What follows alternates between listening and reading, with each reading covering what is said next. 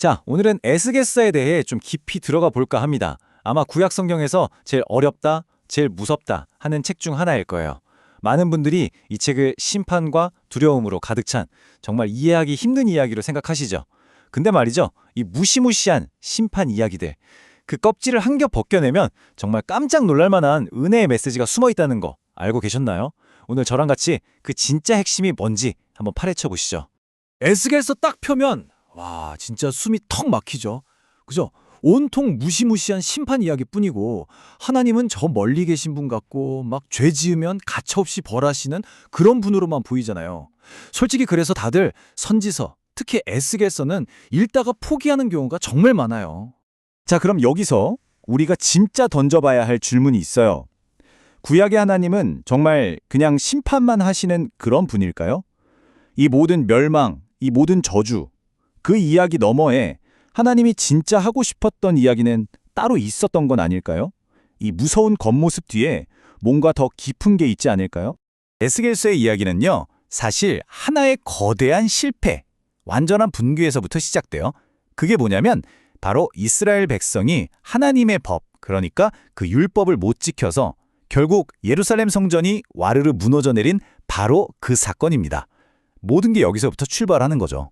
자, 그럼 이 율법이라는 게 뭐였을까요? 이건 그냥 이거 해라, 저거 하지 마라 하는 단순한 규칙 목록이 아니었어요. 이건 일종의 계약 같은 거였죠. 지키면 복을 받고 어기면 심판을 받는 하나님과 이스라엘 백성 사이에 목숨이 걸린 아주 중요한 약속이었던 겁니다. 결과는요, 정말 끔찍했죠. 결국 그 약속, 그 율법을 지키는데 실패했고 그들의 믿음의 심장부였던 예루살렘 성전이 그냥 완전히 파괴되어 버린 거예요. 나라까지 잃고 백성들은 저 멀리 바벨론의 포로로 질질 끌려가게 된 거죠. 에스겔 5장에 보면 이 심판이 얼마나 무서웠는지 정말 생생하게 나와요. 자, 보세요. 백성의 3분의 1은 전염병이랑 굶주림으로 죽고 또 다른 3분의 1은 전쟁터에서 칼에 맞아 죽고 그럼 남은 3분의 1은 이 사람들은 전 세계로 뿔뿔이 흩어지게 된다는 거예요. 이건 뭐 피할 구멍이 없는 완벽한 심판이었던 거죠. 자, 그래서 이 첫 번째 성전의 붕괴가 우리한테 뭘 보여주냐?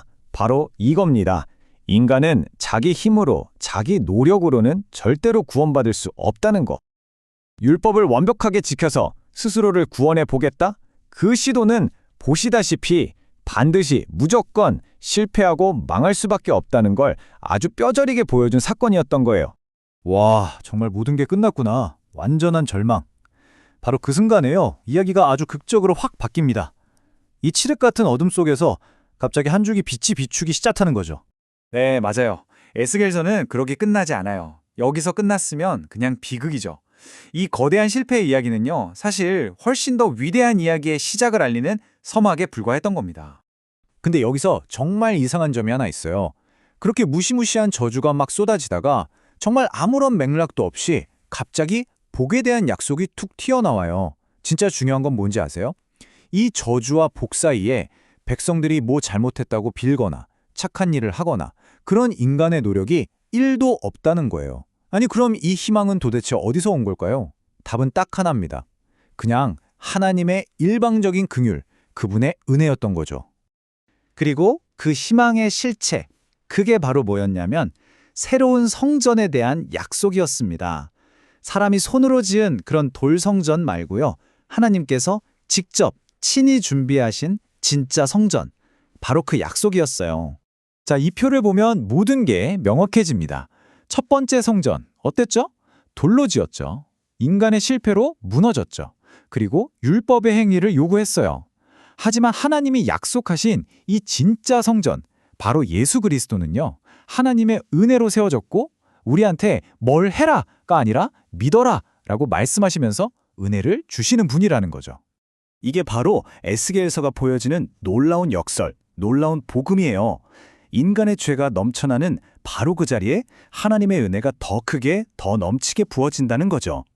그러니까 첫 번째 성전의 실패는 그냥 비극으로 끝난 게 아니라 오히려 두 번째 성전이신 예수님이 왜 꼭 오셔야만 했는지 그 이유를 설명해주는 너무나도 중요한 사건이 된 겁니다. 에스겔서는요, 이 메시지를 그냥 말로만 하는 게 아니라 선지자 본인의 삶을 통해서 아주 생생하게 보여줘요. 에스겔이라는 사람이 겪었던 그 깊은 수치, 그 속에서 우리는 앞으로 오실 구원자의 그림자를 발견하게 됩니다.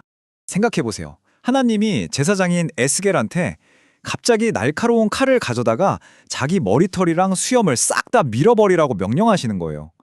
이게 당시 제사장한테는 율법으로 절대 해선 안 되는 일이었거든요. 이건 그냥 그 사람의 존재 자체를 모욕하고 짓밟는 엄청난 수치의 상징이었던 거죠. 너는 더 이상 제사장도 아니다 라는 정체성을 완전히 부정당하는 끔찍한 명령이었어요. 그런데 정말 놀라운 건 뭔지 아세요? 에스겔이 겪은 이 수치가 이사야서에 예언된 메시아가 겪을 고난과 정확하게 겹쳐진다는 거예요.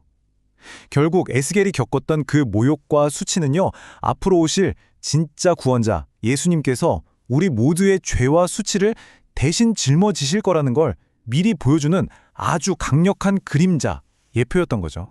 자, 그럼 이제 이 에스겔서의 이야기가 오늘을 사는 우리에게 대체 무슨 의미가 있을까요? 이 모든 이야기를 통해서 우리가 진짜 붙잡아야 할 핵심 원리가 하나 있습니다. 이 나무 비유가 정말 기가 막힙니다. 한번 보세요. 우리가 보통 어떻게 하죠? 자꾸 드러나는 문제, 잘못된 행동이나 습관, 그러니까 저 잎사귀에만 자꾸 물을 주려고 해요. 더 착하게 살아야지, 이거 고쳐야지 하면서요. 근데 그래봤자 나무가 살까요? 아니죠. 그건 그냥 증상에 물 주는 거예요. 진짜 변화, 근본적인 변화는요, 눈에 보이지 않는 뿌리에 물을 줄 때, 바로 그때 일어나는 겁니다. 그래서 결론이 뭐냐? 바로 이겁니다. 우리 삶의 모든 문제의 진짜 뿌리는요, 사실 예수님을 모른다는 거예요. 에스겔서가 보여주는 게 바로 이거죠. 근본 원인은 내 행동이 잘못된 게 아니라 구원자이신 예수님과 관계가 없다는 것. 바로 그 뿌리에 예수라는 진짜 영양분을 공급해야 비로소 우리 삶이라는 나무 전체가 살아나기 시작하는 겁니다. 자, 오늘 내용을 정리하면서 우리 각자에게 이 질문을 한번 던져봤으면 좋겠습니다. 여러분은 지금 어디에 물을 주고 계신가요? 자꾸 눈에 보이는 잎사귀에만 허덕이면서 물을 주고 있나요? 아니면 모든 것의 근원인 뿌리, 즉 예수님과의 관계에 집중하고 계신가요? 에스겔서가 주는 이 깊은 통찰이 오늘 우리 각자의 삶에 큰 울림이 되기를 바랍니다.